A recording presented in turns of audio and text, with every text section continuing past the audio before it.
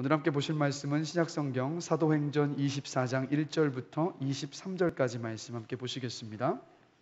사도행전 24장 1절부터 23절까지 말씀입니다. 제가 가진 성경으로는 신약성경 229페이지에 있습니다. 한 절씩 교독하면서 읽습니다. 제가 먼저 읽겠습니다. 닷새 후에 대제사장 아나니아가 어떤 장로들과 한 변호사 도들로와 함께 내려와서 총독 앞에서 바울을 고발하니라. 벨릭스가 가여 우리가 당신을 힘입어 태평을 누리고 또 이 민족이 당신의 선견으로 말미암아 여러 가지로 개선된 것을 우리가 어느 모양으로나 어느 곳에서나 크게 감사하나이다.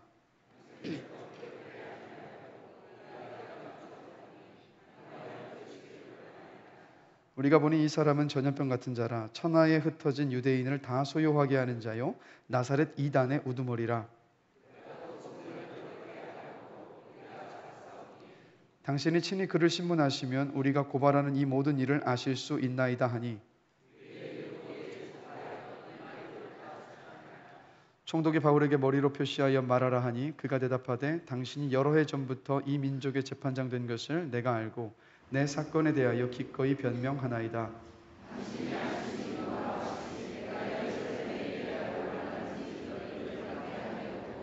그들은 내가 성전에서 누구와 변론하는 것이나 회당 또는 시중에서 무리를 수동하게 하는 것을 보지 못하였으니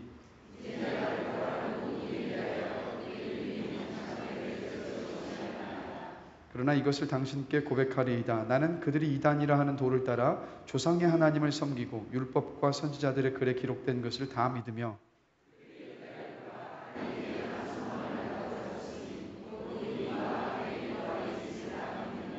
이것으로 말미암아 나도 하나님과 사람에 대하여 항상 양심에 거리낌이 없기를 힘쓰나이다.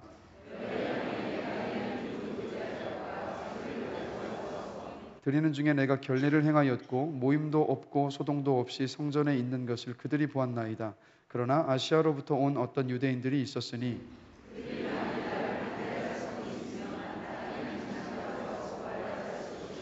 그렇지 않으면 이 사람들이 내가 공회 앞에 섰을 때에 무슨 옳지 않은 것을 보았는가 말하라 하소서.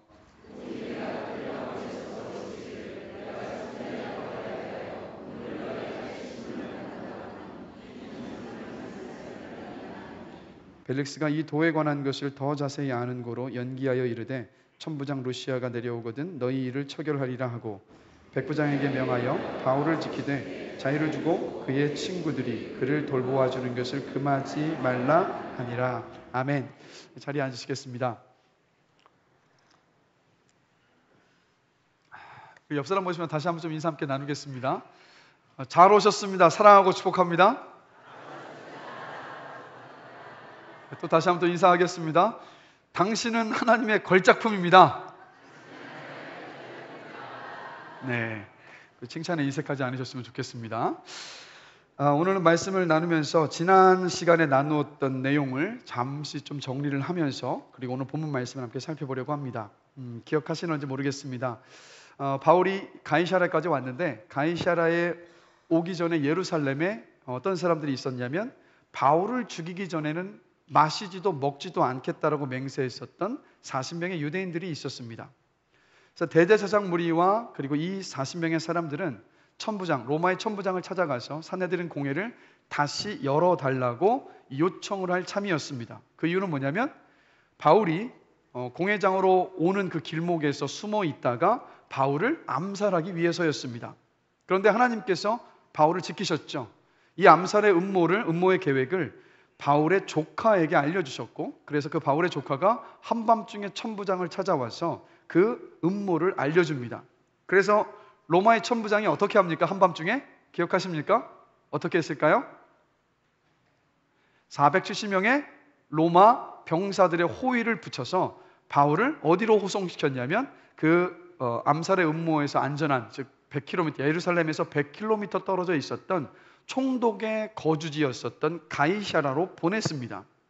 그래서 그 다음 날이 됐을 때 대제사장 무리들과 40명의 암살의 음모 계획을 세웠었던 사람들은 그 다음 날 아침이 돼서야 바울이 도망갔다는 것, 그 가이사랴로 갔다는 것을 알았고 자신들의 계획이 수포로 돌아갔다는 것을 그제야 알게 되었어요.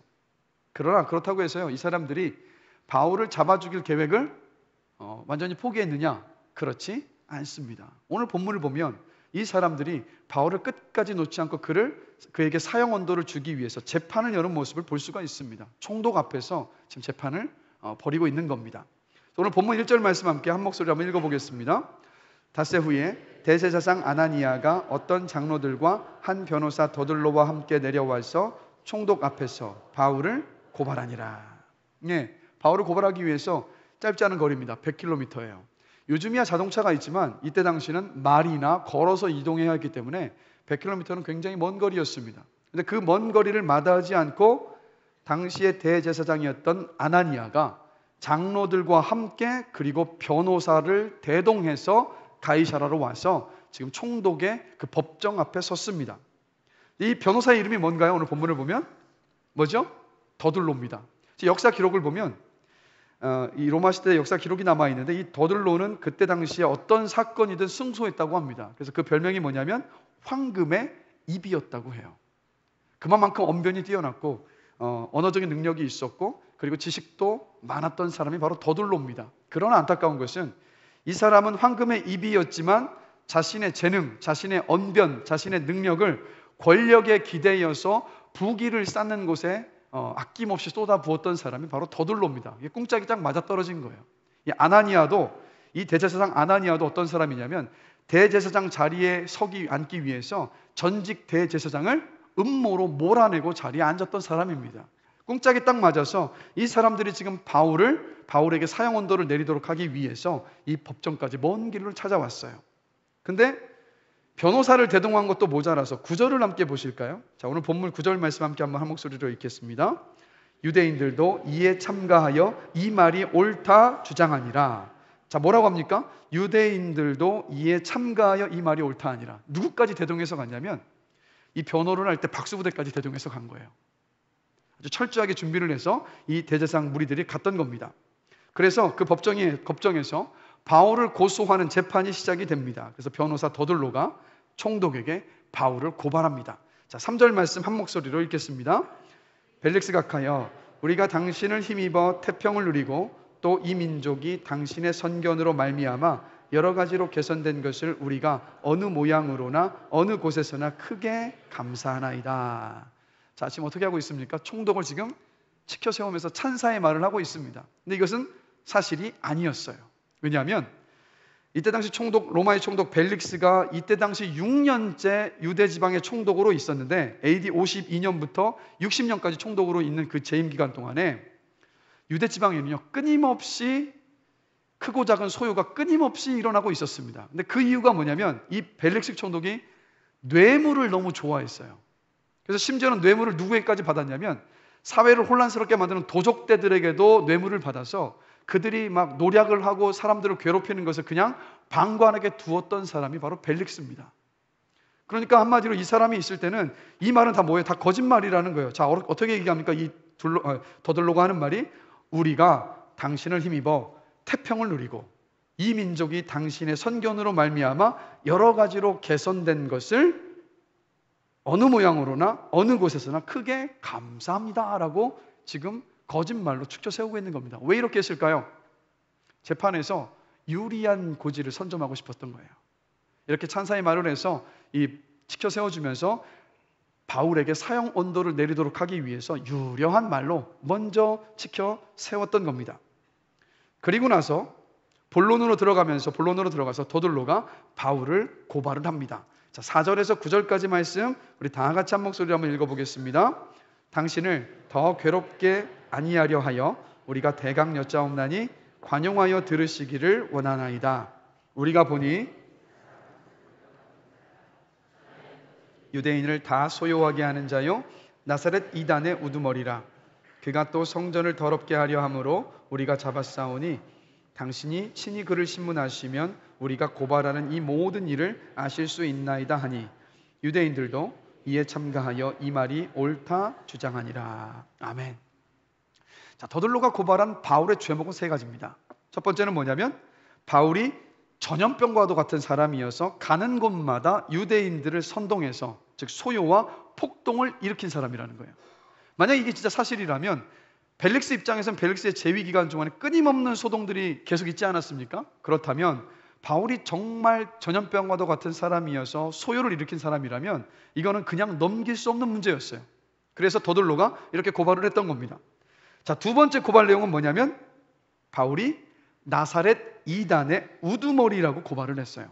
근데 여기서 이단으로 번역된 헬라어 단어는요, 원어를 보면 이런 의미를 담고 있습니다. 불순한 무리라는 뜻을 가지고 있어요. 그러면 이단의 우두머리는 무슨 뜻이겠습니까? 불순한 무리의 우두머리라는 거예요. 자, 그러면 이게 뭘 말하는 거냐면 바울 혼자서도 전염병과도 같은 사람이어서 소동과 폭동을 일으킬 수 있는 가능성이 있는 사람인데, 이 사람은 혼자 활동하는 게 아니라 이 사람을 따르는 무리들이 있는데 그 무리들까지 함께 합세해서 큰 폭동을 일으킬 수 있는 사람이니까 이것을 주의하시고 이 사람을 그냥 넘겨서는 안 됩니다 라고 더둘로가 총독에게 고발하고 있는 겁니다. 그리고 마지막 세 번째 제목은 뭘까요? 본문을 보시면 바울이 성전을 더럽혔다고 이야기를 해요. 질문 드릴게요. 바울이 성전을 더럽혔나요? 더럽히지 않았습니다.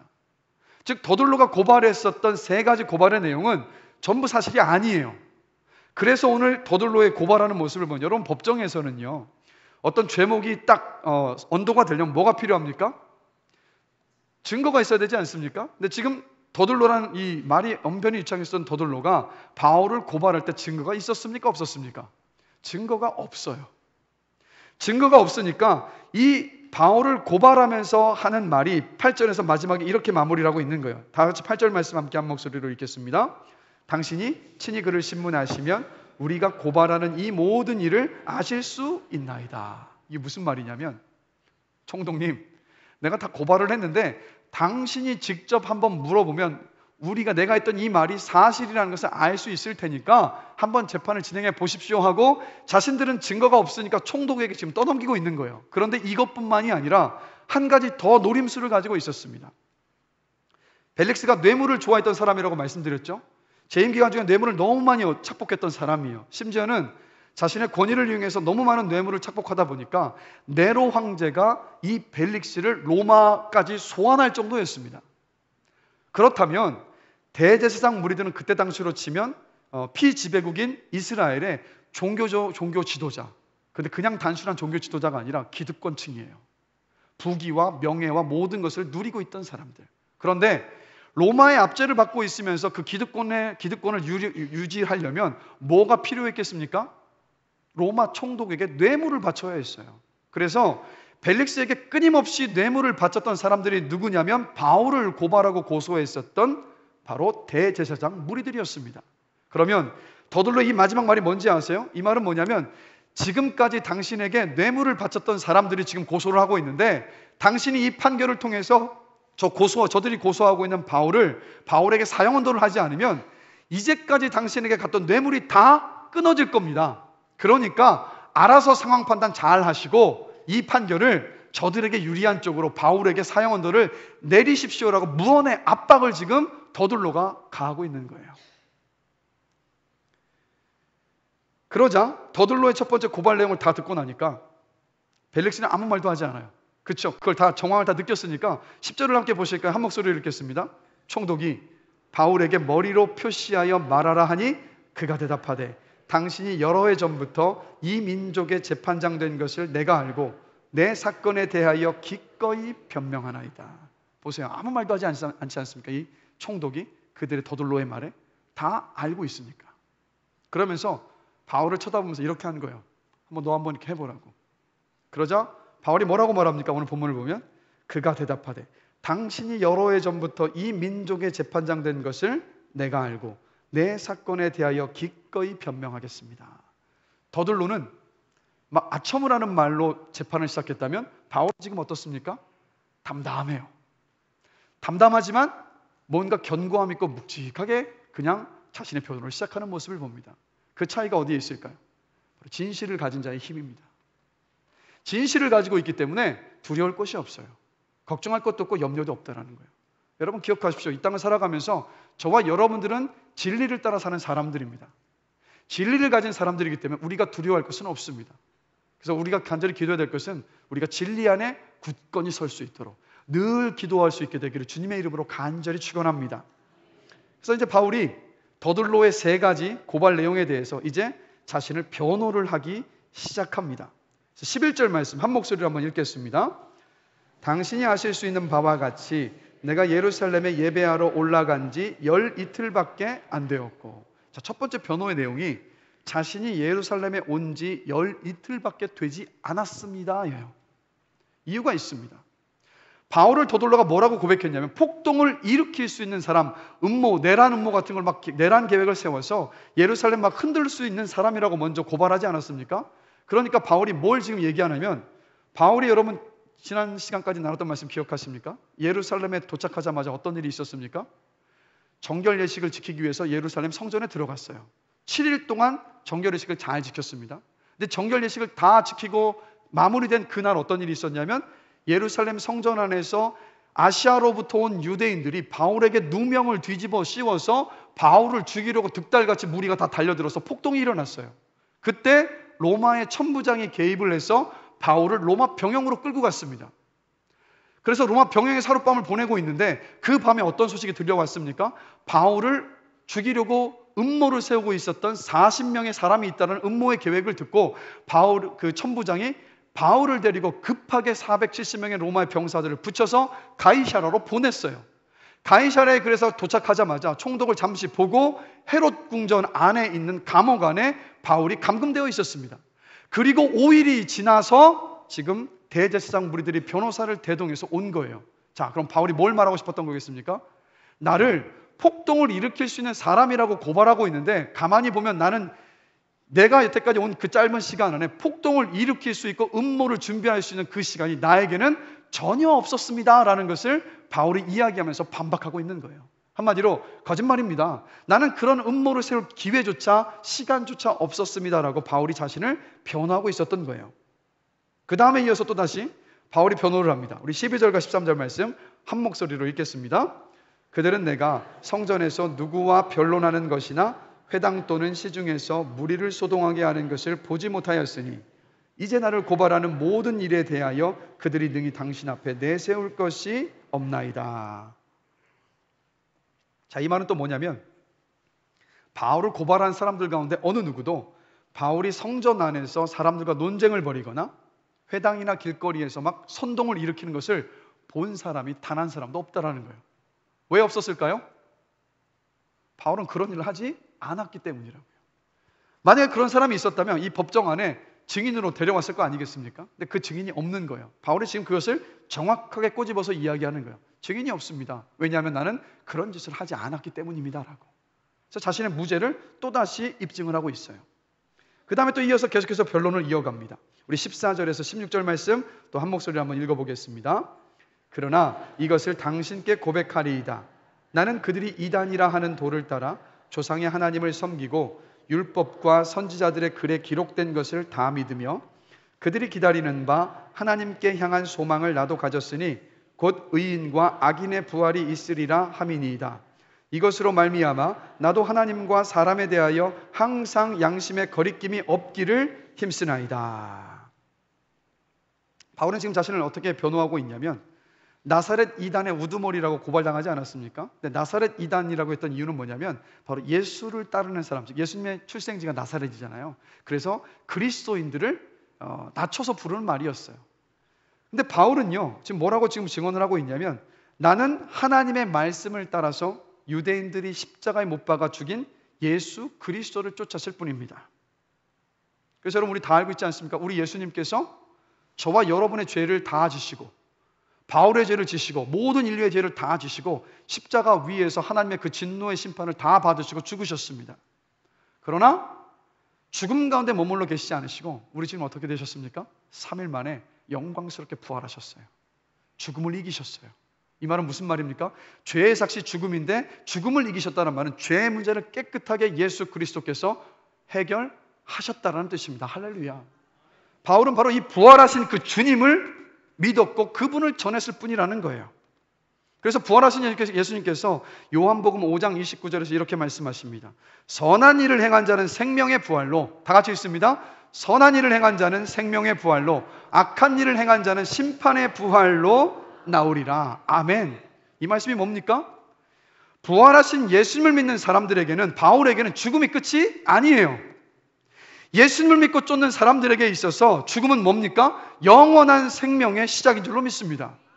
그러나 복음이 전해지고 예수를 믿을 수 있는 기회가 있었음에도 불구하고 주님을 받아들이지 않고 주님을 따르는 것을 거부했던 사람들에게 죽음은 뭡니까? 영원한 심판의 시작이에요. 그 삶이 너무도 달라요. 그래서 바울이 언제 어디서나 하나님과 사람에 대해서 양심의 거리낌이 없이 살 수 있었던 이유가 뭐냐면 바로 주님 앞에 설 그때를 늘 바라보며 살았기 때문이에요. 그것이 지금 바울이 고백하고 있어요. 제가 질문 드리고 싶습니다. 여러분 모두 주의 말씀을 따라서 그리스도인답게 이 세상을 살아가기를 원하시죠? 그러려면 여러분이 잊지 말아야 될 것이 있습니다. 다른 것이 아니에요. 바울이 그랬던 것처럼 여러분들이 반드시 죽는다라는 것을 기억하셔야 돼요. 그리고 죽은 후에 한 사람도 빠짐없이 주님 앞에 서게 된다라는 사실을 여러분 늘 상기하셔야 합니다. 인생의 끝이 있음을 알 때, 죽음이 있음을 알 때 우리는 참 신앙과 믿음을 가지고 이 땅을 살아갈 수 있어요. 그러나 인생의 끝이 없고 이 땅의 삶이 영원한 것처럼 생각하고 이 땅의 삶이 전부다라고 생각하는 사람은 믿음을 가지고 주를 따라서 이 땅을 살아갈 수가 없습니다. 얼마나 죽음을 생각하십니까?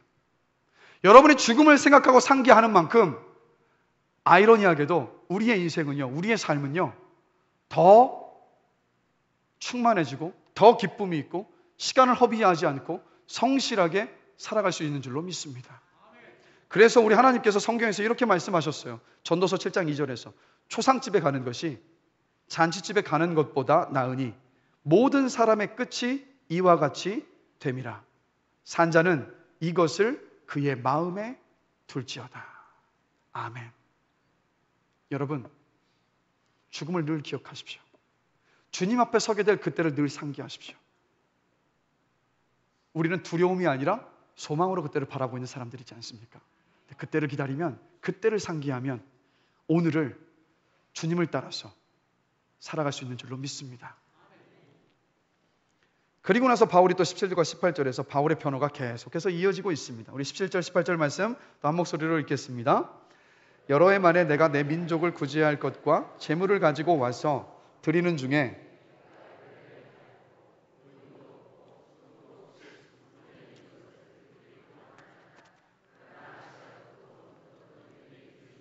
아멘. 자, 바울이 3차 전도여행을 다 마무리 짓고요. 예루살렘에 온 이유 가운데 한 가지는 뭐냐면 이때 당시 이스라엘 땅에 큰 기근이 있었습니다. 그래서 예루살렘 교회 성도들이 기근의 고통 속에서 허덕이고 있었어요.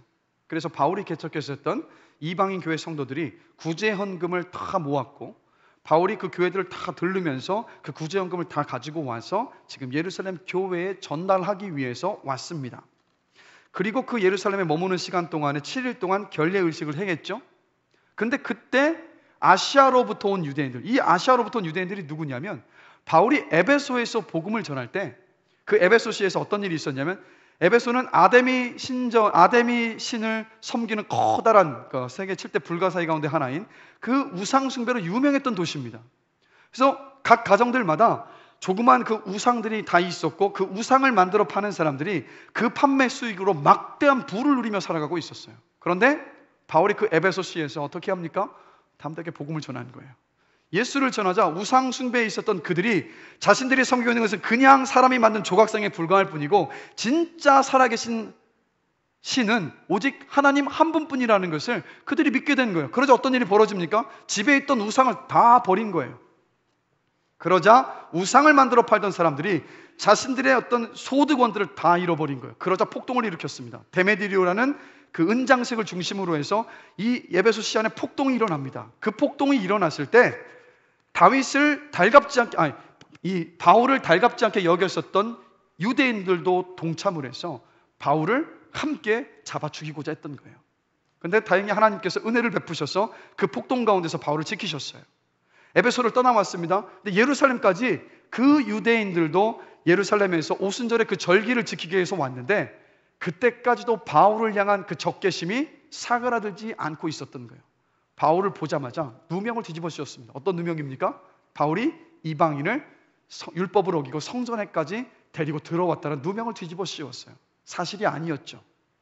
바울은 그저 이방인 성도들과 함께 예루살렘 시내를 거닐었을 뿐인데 악의적인 누명을 뒤집어 씌워서 선동을 하고 폭동을 일으켰던 겁니다. 근데 바울은 이 일에 대하여서 어느 누구도 증인이 없다라고 변호를 하고 있어요. 그 마무리를 이렇게 짓습니다. 19절에서 21절까지 말씀 한 목소리로 읽겠습니다. 그들이 만일 나를 반대할 사건이 있으면 마땅히 당신 앞에 와서 고발하였을 것이요, 그렇지 않으면 이 사람들이 내가 공회 앞에 섰을 때 무슨 옳지 않은 것을 보았는가 말하라 하소서. 오직 내가 그들 가운데 서서 외치기를 내가 죽은 자의 부활에 대하여 오늘 너희 앞에 신문을 받는다고 한 이 한 소리만 있을 따름이니이다. 자, 아시아에 오선 유대인들이 바울에게 모함을 뒤집어 씌우지 않았습니까? 근데 만약에 정말로 바울이 예루살렘 성전을 더럽혔다면, 그러면 그들이 증인이 돼서 이 법정까지 왔어야 하는데 증인들이 없어요. 한 사람도 없어요. 그렇죠. 모함이었으니까, 꾸며낸 거짓말이니까.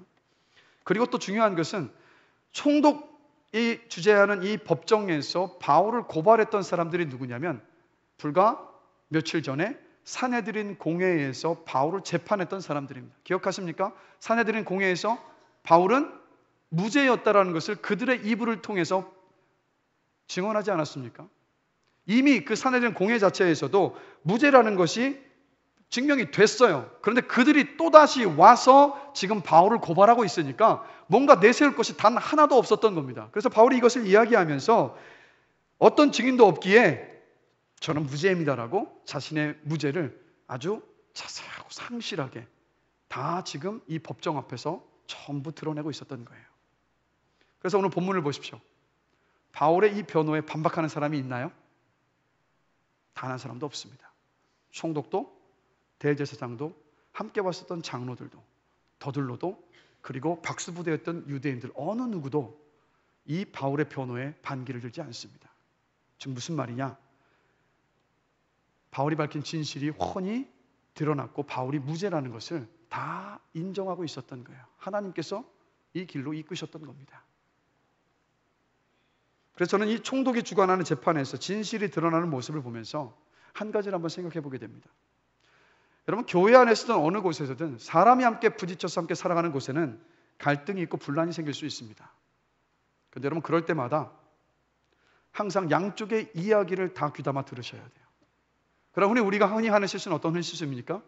먼저 나에게 말해 주는 사람, 그리고 나하고 친분이 있는 사람의 이야기를 더 듣지 반대편의 이야기를 듣지 않고 섣불리 판단하는 경우들이 참 많습니다. 그로 인해서 교회 안에 어떤 일이 생깁니까? 갈라져요. 분란이 생기고 갈등이 생깁니다. 여러분 기억하십시오. 어떤 갈등과 분란의 이야기들 안에 들어가셨으면 한쪽의 이야기만 듣지 마시고 양쪽의 이야기를 진중하게 다 들으시고 주님의 지혜를 구하면서 올바르게 판단하시는 여러분들이 되시길 주님의 이름으로 간절히 기도합니다. 그래서 여러분들이 분란과 갈등 때문에 갈라지려는 어떤 공동체를, 교회를 갈라지라는 그것들을 싸매고 교회의 하나됨을 지켜가시는 여러분들이 되시기를 주님의 이름으로 축복합니다. 주님께서 그것을 너무도 기뻐하세요.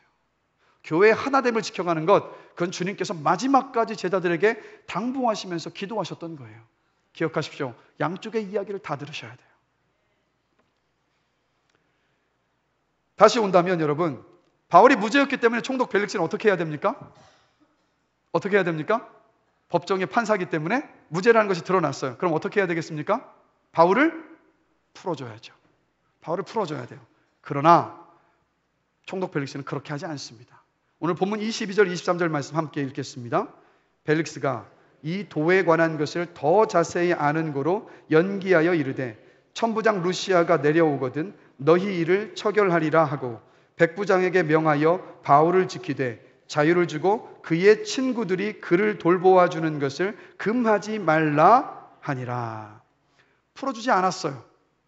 그런데 그 이유가 있습니다. 자, 말씀드렸지만 벨릭스는 뇌물을 착복하는 사람이었습니다. 자, 그러면 지금 만약에 바울이 무죄를 선고해버리면 자신에게 뇌물을 끊임없이 지금까지 주었었던 대제사장들이 등을 돌리게 되는 일이에요.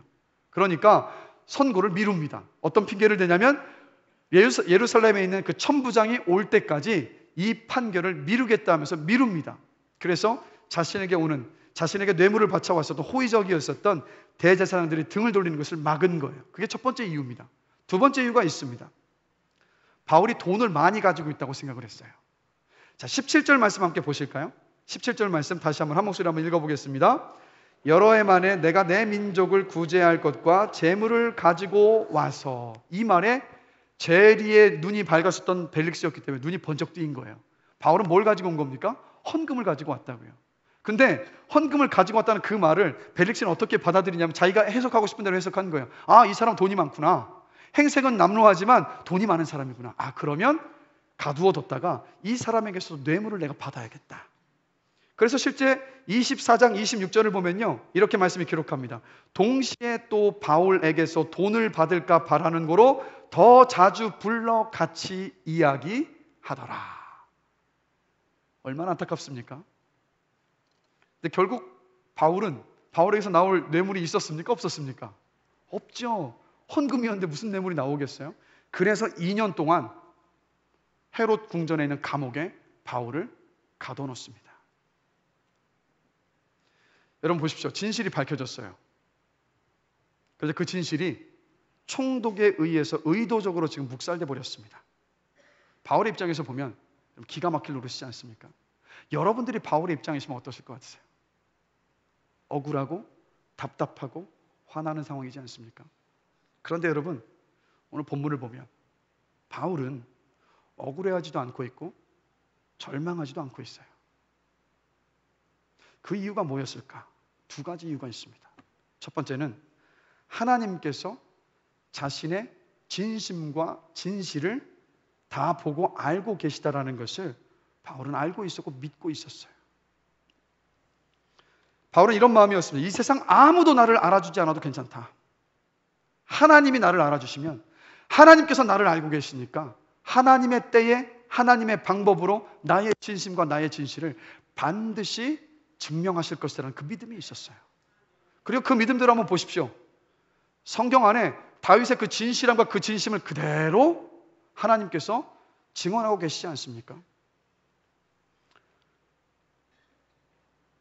그뿐이 아닙니다. 이렇게 묵묵히 하나님께서 나의 진심과 진실을 알고 있고 그 믿음 안에서 좌절하지도 않고 낙심하지도 않고 끝까지 주님의 그 의의 길을 따라서 걸어갔었던 바울을 통하여서 하나님은요, 먼저는 영광을 받으셨어요. 바울의 삶을 통해서 하나님께서 어떤 분이신지를 바울의 삶을 통해서 드러내셨어요. 바울의 삶 자체가 하나님을 높이 드리는 놀라웠고 영광된 삶이었어요. 그리고 동시에 하나님은 그 바울을 통하여서 어떤 일을 이루어 가셨냐면 수많은 영혼들을 구원하는 놀라운 사명을 하나님께서 감당하게 하셨다는 사실입니다. 여러분, 구약성경 창세기를 보시면 여러분이 너무도 잘 아시는 요셉이라는 한 인물이 등장을 합니다. 어떤 사람입니까? 아버지의 사랑을 독차지했었던 막내 아들, 위로 있었던 10명의 형들이 이 요셉을 시기해서 어떻게 했습니까? 이 막내 동생을 이집트의 노예로 팔아버렸어요. 노예로 팔려가서 그가 간 곳이 어디냐면 그때 당시에 시위대장, 즉 이집트의 왕의 옆에서 경호대장이었었던 보디발의 집에 가정총무로서 노예로서의 삶을 살아갑니다. 성실하게 일했어요. 근데 어떤 일이 여러분 있었습니까? 보디발의 아내가 용모가 준수하고 아름다웠던 요셉을 꼬드겼죠. 나와 함께 동침하자고. 그런데 요셉은 어떻게 합니까? 그것을 뿌리쳤어요. 도망쳤습니다. 근데 자신의 요구에 응하지 않았었던 요셉의 모습을 보면서 화가 난 보디발의 아내가 누명을 뒤집어 씌우죠. 당신이 총회에 있었던 저 노예가 나를 겁탈하려 했다고. 억울함을 뒤집어 쓰고 감옥에 죄수로 갇혀버립니다. 그런데 요셉은 감옥 안에서 여러분 어떻게 했습니까? 좌절하고 낙심한 채 주저앉아 있었나요? 아니요. 그곳에서도 자신에게 주어진 하루의 그 삶들을 성실하게 감당하며 살았어요. 왜 그랬을까요? 성경을 보면 하나님께서 요셉과 함께 하였기에 그가 형통했더라라고 기록을 하고 있습니다. 무슨 말입니까? 요셉도 똑같은 마음이었어요. 나의 진심과 나의 진실은 하나님께서 알고 계신다. 하나님께서 알고 계시다면 그분께서 나의 억울함을 풀어주실 것이고 하나님의 때와 타이밍에 반드시 나의 진실과 나의 그 진심을 드러내실 것이라는 그 믿음 안에서 요셉이 살아갔습니다. 결국 그 결과는 어떠했습니까, 여러분? 꿈을 해몽하게 하는 그 기회를 하나님께서 열어주셨고 하나님은 요셉을 이집트의 총리로 세우셨어요.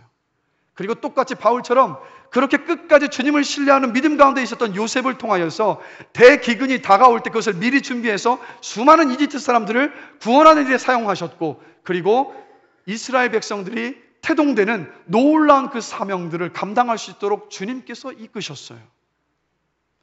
이 사람뿐만이 아닙니다. 다윗은 여러분 어떻습니까? 다윗은 사무엘에게 기름 부음을 받아서 이스라엘의 왕, 두 번째 왕으로 기름 부음 받았습니다. 그러나 어떻게 됐습니까? 사울이 그를 시기했어요. 그래서 다윗에게 누명을 다 뒤집어 씌웁니다.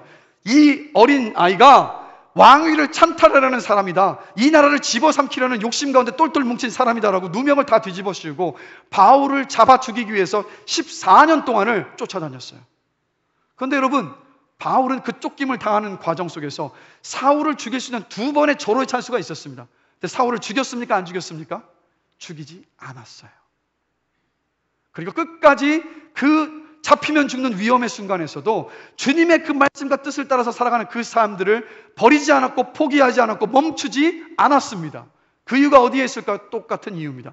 주님께서 나의 진실을 보고 계시고 주님께서 나의 진심을 알고 계시다. 주님께서 알고 계시기 때문에 주님의 때와 타임이 되면 주님의 방법으로 반드시 나의 억울함을 푸실 것이고 나의 진실과 나의 진심을 드러내실 것이라는 그 믿음 안에 있었습니다. 그래서 바울이 이 믿음의 고백을 시편 139편 1절에서 4절을 보면 이렇게 고백을 하고 있습니다. 함께 읽겠습니다. 여호와여, 주께서 나를 살펴보셨으므로 나를 아시나이다. 주께서 내가 앉고 일어섬을 아시고 멀리서도 나의 생각을 밝히 아시오며 나의 모든 길과 내가 눕는 것을 살펴보셨으므로 나의 모든 행위를 익히 아시오니 여호와여, 내 혀의 말을 알지 못하시는 것이 하나도 없으시나이다. 아멘. 이게 바로 우리 하나님이시라고요. 그리고 결국 하나님은 다윗의 억울함을 풀어주셨어요. 여러분, 죄가 많은 세상이기 때문에 저와 여러분들이 이 땅을 진실되게 살아갈 때요, 우리의 진심과 우리의 진실이 파묻혀버리고 왜곡되는 순간들이 많습니다. 직장에서든 인간관계 속에서든 아니면 교회 공동체 안에서든 어느 곳에서든. 그런데 여러분, 그럴 때마다 낙심하지 마십시오. 절망하지도 마십시오. 실망하지도 마십시오. 다른 사람들이 나의 진심을 못 알아주고 진실도 알아주지 않는다 하더라도 기억하십시오. 하나님께서 보고 알고 계십니다. 그래서 하나님의 때가 되면 하나님의 방법으로 반드시 여러분의 그 진실과 여러분의 그 진심, 그 수고, 노력을 반드시 주님께서 인정하시고 높이십니다. 우리는 그 믿음을 가지고 섬기며 진리를 따라 살아가는 사람들인 줄로 믿습니다. 여러분, 이것을 기억하셔야 돼요. 우리 인생의 승부는요, 사람들 앞에서 판가름 나지 않습니다. 우리 인생의 승부는 오직 하나님 앞에서 판가름 나는 줄로 믿습니다. 그래서 바울이 이렇게 고백을 해요. 고린도전서 4장 5절입니다. 그러므로 때가 이르기 전 곧 주께서 오시기까지 아무것도 판단하지 말라. 그가 어둠에 감추인 것들을 드러내고 마음의 뜻을 나타내시리니 그때에 각 사람에게 하나님으로부터 칭찬이 있으리라. 할렐루야. 이게 바로 주님께서 주신 약속이요. 그래서 여러분, 진리를 따라서 진심을 가지고 걸어가시는 여러분의 그 인생의 걸음걸음들을 포기하지 마십시오. 멈추지 마십시오. 좌절하지도 마시고 낙심하지 마세요. 사람들의 평가에도 휘둘리지 마세요. 여러분이 정말 진심으로 진리 안에 있어서 주의 뜻 가운데 살아가고 있다면 주님께서 보고 계시고 주님께서 기억하고 계셔서 나중에 주 앞에 섰을 때, 주님의 때와 타이밍이 됐을 때 여러분들을 반드시 영화롭게 하실 줄로 믿습니다. 우리는 그 믿음으로 살아가는 사람들이에요. 사람들의 평가에 좌지우지되지 않는 사람들이에요. 그래서 진리가 우리를 자유롭게 하는 줄로 믿습니다. 그 은혜가 우리 가운데 충만히 임하게 되길 다시 한번 주님의 이름으로 축복합니다. 그리고 또 하나의 이유가 있어요. 바울이 그 억울한 상황에서 낙심하지 않았던 또 하나의 이유. 그 이유는요, 주님 한 분만으로 만족했기 때문입니다. 여러분, 사도행전을 보면요, 사도행전 하면 여러분은 어떤 게 가장 먼저 생각이 나십니까? 사도행전 하면 뭐가 먼저 떠오르세요? 말씀을 좀 해주셔야 돼요. 사도행전 하면 뭐가 떠오르세요? 네, 성령의 놀라운 역사, 기적, 이적들 생각나시잖아요. 그죠? 막 병든 자를 고치고 막 복음을 전하는데 귀신을 막 내쫓고 이런 이적과 기사들을 많이 떠올리실 거예요. 실제 사도행전의 초반부를 보면 이런 이적과 기적의 역사들의 연속입니다. 그래서 굉장히 다이내믹하고 역동적이에요. 그렇지 않습니까? 그런데 지금 우리가 사도행전에 벌써 끝자락까지 왔습니다. 사도행전 24장까지 왔는데 눈치채셨습니까? 사도행전의 후반부로 오면 올수록 이적과 기사의 이야기가 점점 줄어들고 있다는 것을 아십니까? 자, 오늘 본문도 마찬가지예요. 바울의 그 진실이 드러났어요. 그러면 하나님께서 어떻게 하셔야 마땅합니까? 멋지게 그 재판정에서 총독 벨릭스가 땅땅땅 두드리면서 이 사람은 무죄입니다. 그러면서 멋지게 호의를 딱 붙여서 배를 태워서 로마에까지 보내신 다음에 그곳에서 복음을 딱 전하게 하셔야 되지 않겠습니까? 그럼 그 모습을 보면서 우리가 이렇게 고백해야 되는 게 맞아요. 우와, 역시 능력의 하나님이시구나. 그럼 오늘 본문은 어떻습니까? 하나님 그렇게 하고 계시지 않아요. 도리어 바울에게 벌어지는 어떤 일이었습니까? 진실이 드러났어요. 무죄라는 것이 밝혀졌어요. 그러나 결과는 다시 2년 동안 감옥 안에 갇히는 일이었습니다. 그런데도 낙심하지 않고 절망하지 않았다는 거예요. 첫 번째 이유가 있어요. 근데 말씀을 준비하면 묵상하는 건데 과연 첫 번째 이유가 다였을까?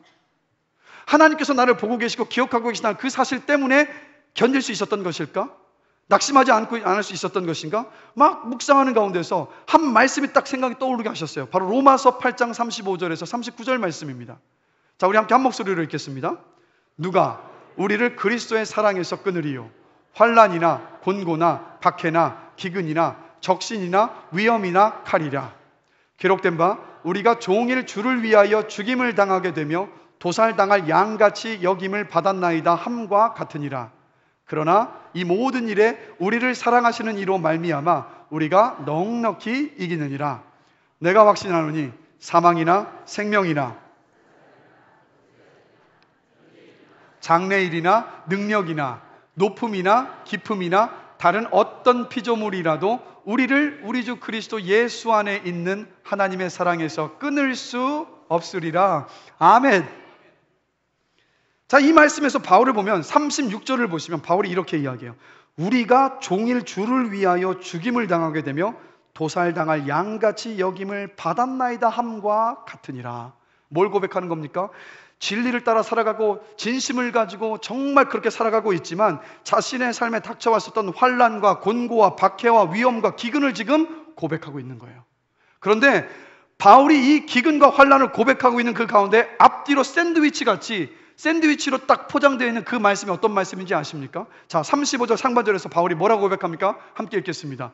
누가 우리를 그리스도의 사랑에서 끊으리요?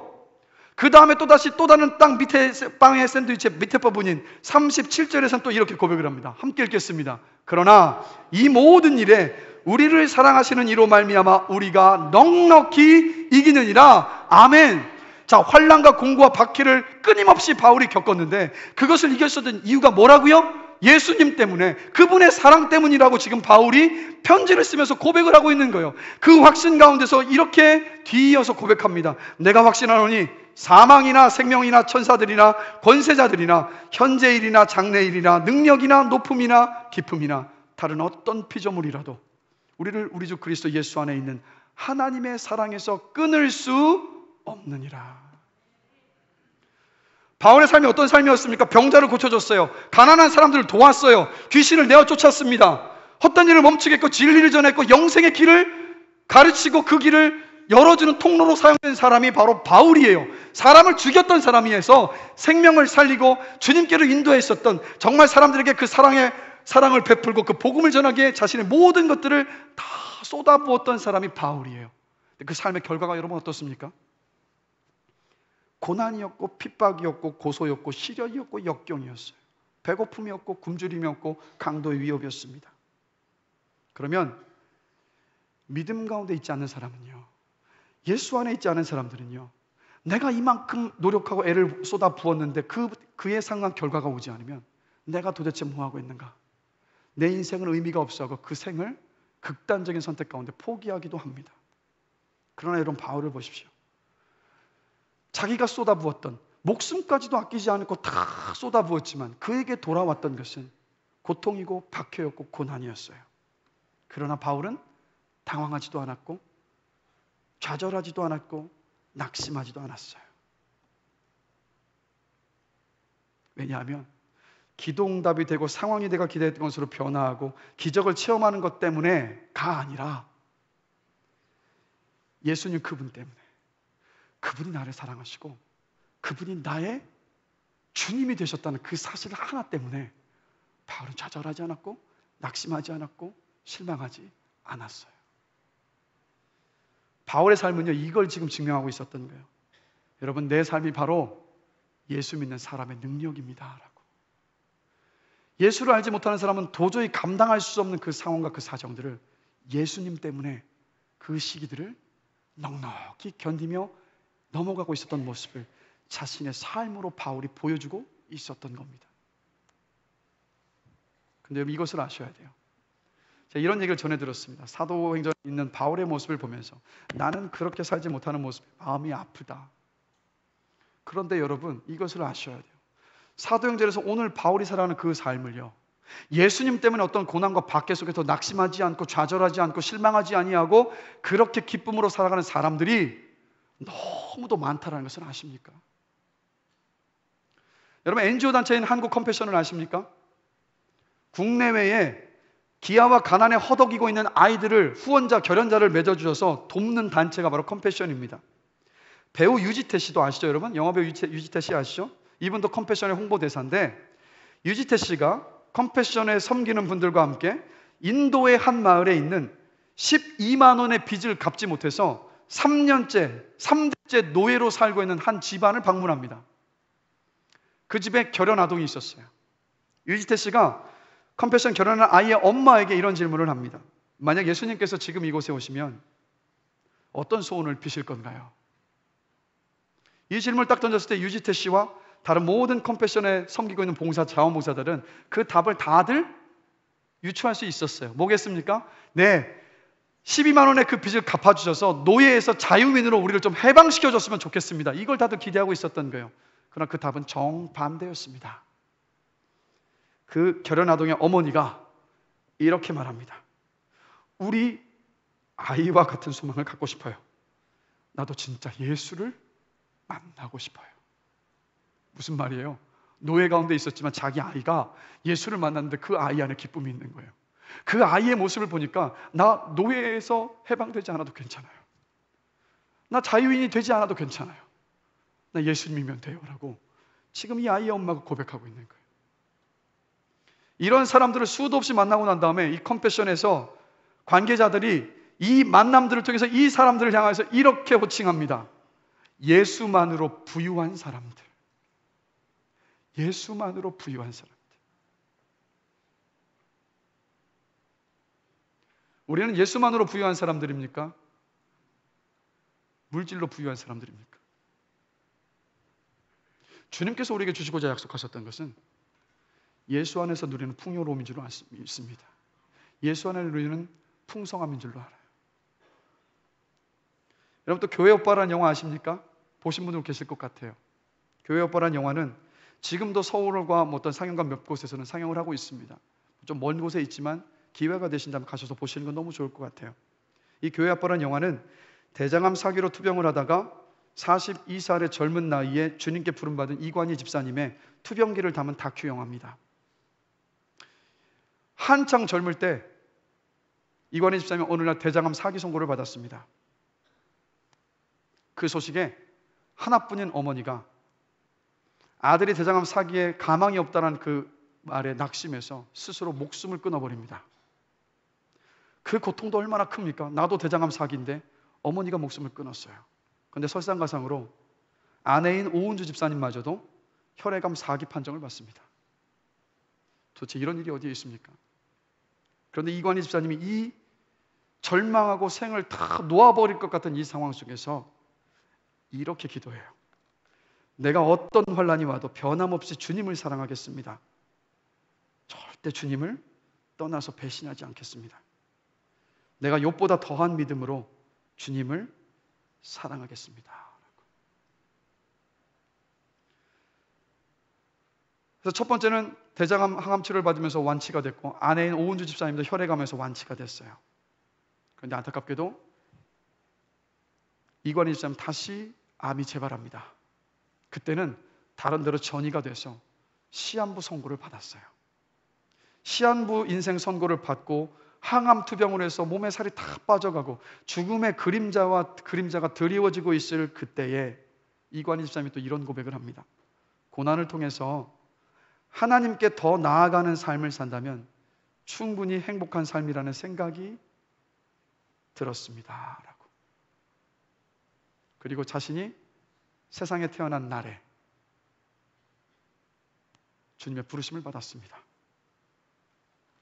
이관희 집사님의 이 삶을 보면서 많은 기독교를 적대하고 그리스도인들을 조롱했던 많은 사람들이 이런 고백을 합니다. 당신이 믿는 그 하나님, 나도 믿고 싶습니다. 당신 때문에 당신이 믿는 그 예수님을 나도 믿고 만나고 싶습니다. 그리고 남편의 다큐 영화 상영을 앞두고 나서 아내 오은주 집사님도 이런 놀라운 고백을 합니다. 고난도 심지어 죽음조차도 예수님의 보혈보다 크지 않다는 것을 확신시켜주는 영화가 되었으면 좋겠습니다. 이 부부가 절망의 속에서 낙심시키지 않고 일으켜 세우고 소망 중에 살게 했었던 원동력은 뭐였습니까? 그 주님이었어요. 예수님이셨다고요. 그분으로 충만했기에 그 시간들을 다 견디며 소망 중에 인내함 중에 지나갈 수 있었어요. 사도행전의 전반부가 병자를 고치고 귀신을 쫓는 사건, 감옥문이 열리는 사건, 죽음을 무릅쓰고 복음을 전한 놀라운 기적의 사건의 연속이었다가 후반부로 갈수록 바울의 삶 속에서 보여지는 고난과 고통 속에서 고통 가운데 있지만 그러나 주님으로 인해서 기뻐하면서 좌절하지 않고 낙심하지 않는 모습을 계속해서 보여주고 있어요. 그러면 이 사도행전 전체 이 흐름 속에서 우리 주님께서 저와 여러분에게 무엇을 말씀하고 계시다고 생각하십니까? 이걸 말씀하고 계신 거예요. 내가 선물이다. 나만으로 기뻐하고 만족하는 그 자리에까지 나는 너희가 이르기를 원하고 나는 너를 그 자리에까지 반드시 끌고 갈 것이다 라고 주님께서 지금 말씀하고 계신 거예요. 말씀을 드리면서 참 많이 울었습니다. 제가 어젯밤에. 왜냐하면 복음을 전하고 예수를 전하고 말씀을 가르치고 전하는 목회자인데 솔직히 여러분, 주님 때문에, 주님 한 분 때문에 내 기도가 더디 응답되어지고 내 상황이 급격하게 변하지 않는다 하더라도 주님 한 분 때문에 기쁘고 주님 한 분 때문에 근심하지 않고 오직 주님께서 나의 구주이시고 나를 사랑하시는 분이시기 때문에 내가 염려하지 않았던 것이 아니라 그 주님은 마치 저쪽 구석방에 처박아 놓은 채 그 상황 앞에서 이리 흔들리고 저리 흔들렸었던 제 모습을 봐서 너무 마음이 아팠어요. 하나님, 저도 이런 삶을 살았는데 제가 어떻게 이 말씀을 전할 수 있겠습니까? 라는 그 마음의 그 아픔 때문에 참 많은 눈물이 나더라고요.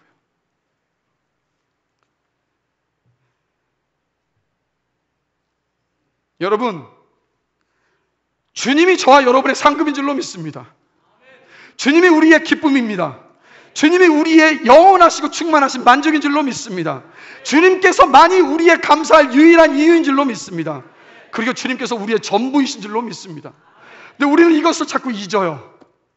주님이 나에게 주신 상급이고 그 주님이 나 안에 충만해 있으면 어떤 것이든 감당하고 견뎌내면 이겨낼 수 있는데 우리는요, 뭘 더 바라는지 아세요?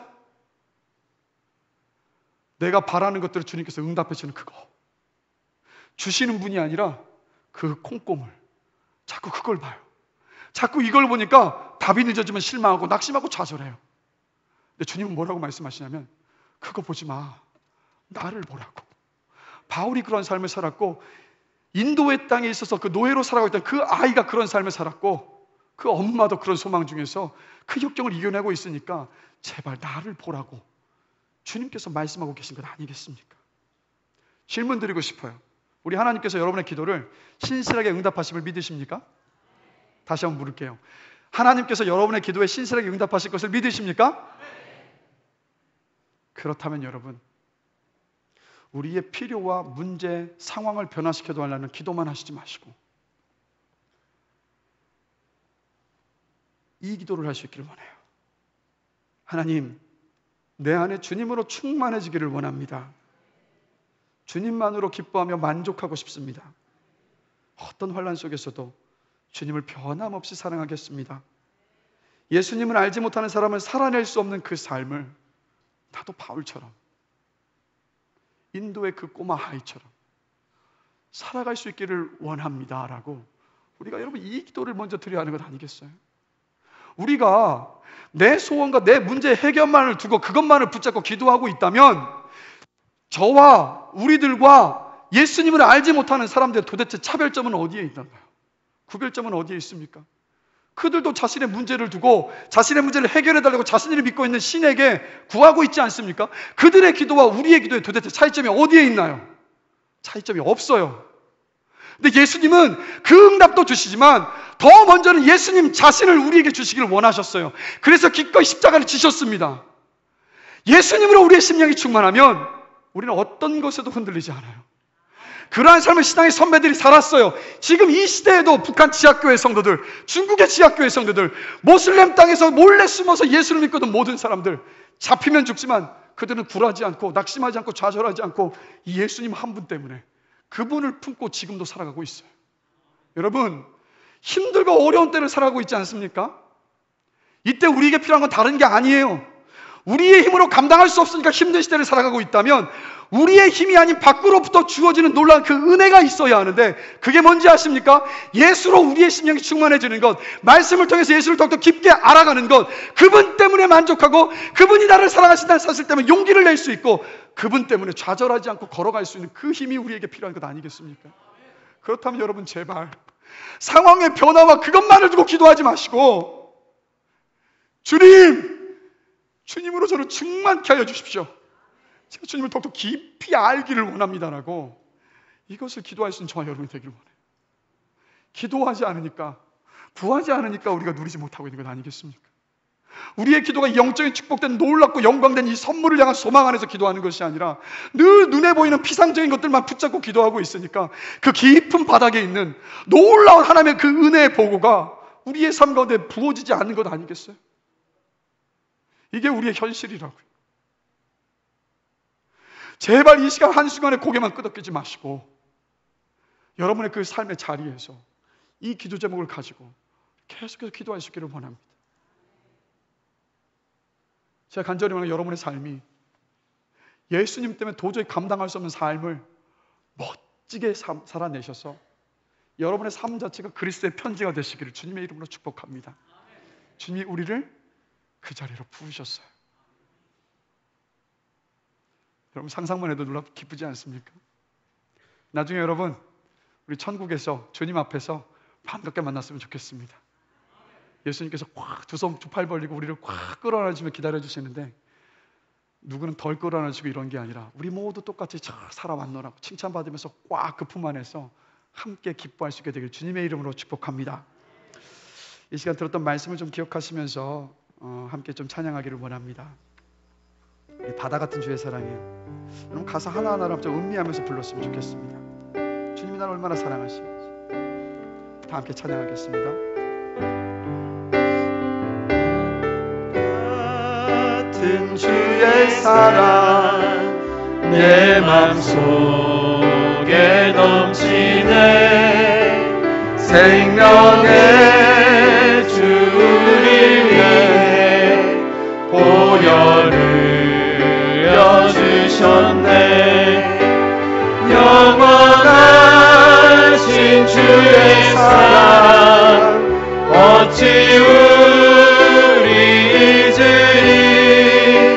생명 주신 주님만을 영원히 찬양하리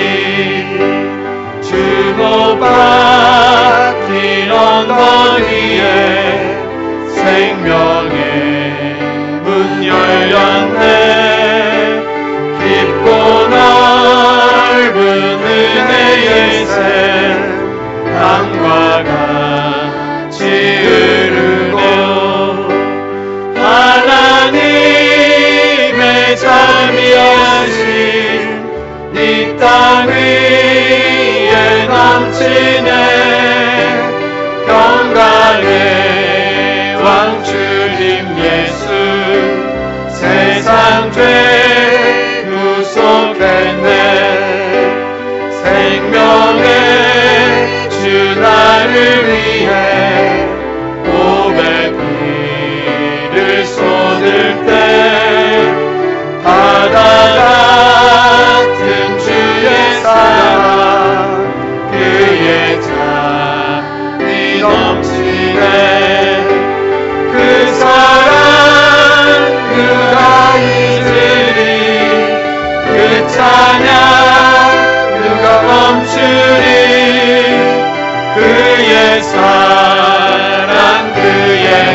날이 영원히 기억되리. 갈보리 그 언덕에서 깊은 샘이 터지고 하늘 문이 다 열리며 그의 잔이 넘치네. 물결치는 주의 사랑 한없이 쏟아지고 하늘나라 평화정의 죄악 세상 적시네. 우리 시간 들었던 말씀을 함께 생각하시면서 잠시 좀 기도하기를 원합니다. 하나님, 나의 진심과 진실이 통하지 않는 순간에도 하나님께서는 보고 계심을 알고 계심을 믿습니다. 주님의 때에 주님의 방법으로 나의 진심과 진실이 드러나게 하실 것을 믿습니다. 내 억울함을 답답함을 푸실 줄로 믿습니다. 상황과 조건에 상관없이 고난과 고통 속에서도 내 뜻대로 일이 이루어지지 않아 보이는 그 순간에도 나를 사랑하사 나를 위해 십자가 위에서 죽으신 예수님의 그 사랑과 내 주님 되신 예수님으로 인하여서 충만한 기쁨과 만족을 누리기를 원합니다. 내 안에 주님으로 충만케 하여 주시옵소서라고 우리 들었던 말씀, 그리고 우리의 삶을 한번 돌아보시면서 이 시간 잠시 기도하시겠습니다. 다 같이 기도하겠습니다. 사랑과 내가 많이 쓰는 하나님 아버지, 우리에게 예수를 특별히 선물로 사랑으로 주신 것을 주님 감사합니다. 주님께서 나의 기쁨의 이유이십니다. 주님께서 나의 소망이십니다. 주님이 나의 전부이심을 고백합니다. 주님을 더욱더 깊이 알아가며 어떤 상황 속에서도 들리지 아니하고 주님을 더욱더 깊이 사랑하기를 원합니다. 주님 사랑합니다. 주님 더욱더 알고 싶습니다. 주님으로 내 심령을 넘치도록 채워주시옵소서. 주님의 사랑과 그 은혜로 주님을 알아가는 그 모든 지식으로 내 심령을 채우셔서 세상이 이해할 수 없는 그 순간의 주차도 낙심하지 않고 포기하지 않고 좌절하지 아니하고 실망하지 아니하고 주님께서 주시는 그 기쁨과 감사함 속에서 넉넉히 이겨내는 인생을 살아갈 수 있기를 원하오니 주님 은혜를 베풀어 주시기를 원합니다. 주님 은혜 가운데 역사하여 주시옵소서. 감사합니다. 예수 그리스도의 이름으로 기도드렸습니다. 하나님 아버지, 진리를 따라 걸어가는 나의 진심과 나의 진실이 인정되지 않아 보이는 그 순간에도 주님 나를 보고 계시고 나를 알고 계시고 나를 인정해 주시며 주님 감사합니다. 하나님의 때와 하나님의 그 타이밍과 그 방법으로 내 삶을 평가하실 것이고 억울함과 답답함을 푸실 것이고 진심과 진실을 드러나게 하실 줄로 믿습니다. 그 믿음 안에서 주를 따라 걸어가는 그 길 포기하지 않고 걸어갈 수 있도록 붙잡아 주시옵소서. 상황과 조건에 상관없이 고난과 고통 속에서도 내 뜻대로 일이 이루어지지 않아 보이는 그 순간에도 나를 사랑하사 나를 위해서 십자가 위에서 기꺼이 죽으신 기쁨으로 내 주님이 되어주신 그 예수님, 그 예수님의 사랑과 예수님으로 인하여서 충만한 기쁨과 만족을 누리기를 원합니다. 주님께서 주시는 콩고물이 아니라 주님 때문에 흔들림이 없는 기쁨과 만족과 감사 안에 머물기를 원하오니 우리의 심령을 주님으로 채워 주시옵소서. 말씀을 가까이 하며 기도하는 시간들을 통하여서 주님을 더욱더 가까이 알아가게 하여 주시고 주님으로 우리의 심령을 넘치도록 채우고 주님을 더욱더 깊이 알아가는 은혜를 우리 사랑하는 모든 현미교회 성도들 위해 넘치도록 부어 주시옵소서. 감사합니다. 예수 그리스도의 이름으로 기도드렸습니다. 아멘.